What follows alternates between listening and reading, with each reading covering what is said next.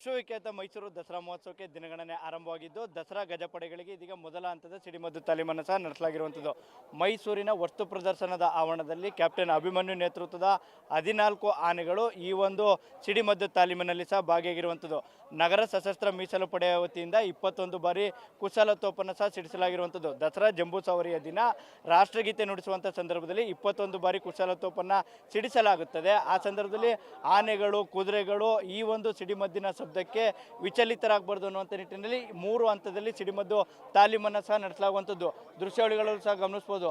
ಏನು ಸಿಡಿಮದ್ದಿನ ಶಬ್ದಕ್ಕೆ ಕ್ಯಾಪ್ಟನ್ ಅಭಿಮನ್ಯು ನೇತೃತ್ವದ 9 ಆನೆಗಳು ಯಾವುದೇ ರೀತಿ ವಿಚಲಿತಗೊಳ್ಳದೆ ಶಾಂತ ರೀತಿಯಲ್ಲಿ ವರ್ತಿಸಿದ್ದು, ಇನ್ನು ಅಶ್ವರೋಹಿ ದಳದ ಕೆಲ ಕುದುರೆಗಳು ಚೆದರುವಂಥ ಕೆಲಸಕ್ಕೆ ಮುಂದಾಗಿತ್ತು. ಆದರೆ ಎರಡನೇ ಬಾರಿ ಸಿಡಿಮದ್ದು ಸಿಡಿಸುವಂಥ ಸಂದರ್ಭದಲ್ಲಿ ಈ ಒಂದು ಶಬ್ದಕ್ಕೆ ಹೊಂದಿಕೊಳ್ಳುವಂಥ ಕೆಲಸಕ್ಕೆ ಮುಂದಾಗಿರುವಂಥದ್ದು. ಅಂದರೆ ಮೊದಲ ಹಂತದಲ್ಲಿ ಸಿಡಿಸಲಾಗಿರುವಂಥ ಈ ಒಂದು ಸಿಡಿಮದ್ದಿನ ತಾಲೀಮಿನಲ್ಲಿ ಅಭಿಮನ್ಯು, ಪ್ರಶಾಂತ, ಕಂಜನ್ನು, ಮಹೇಂದ್ರ, ಏಕಲವ್ಯ, ಕಾವೇರಿ, ಶ್ರೀಕಾಂತ, ಲಕ್ಷ್ಮಿ, ಶ್ರೀಕಂಠ ಎಲ್ಲ ಆನೆಗಳು ಸಹ ಈ ಒಂದು ಸಿಡಿಮದ್ದು ತಾಲೀಮಿನಲ್ಲಿ ಸಹ ಭಾಗಿಯಾಗಿರುವಂಥದ್ದು.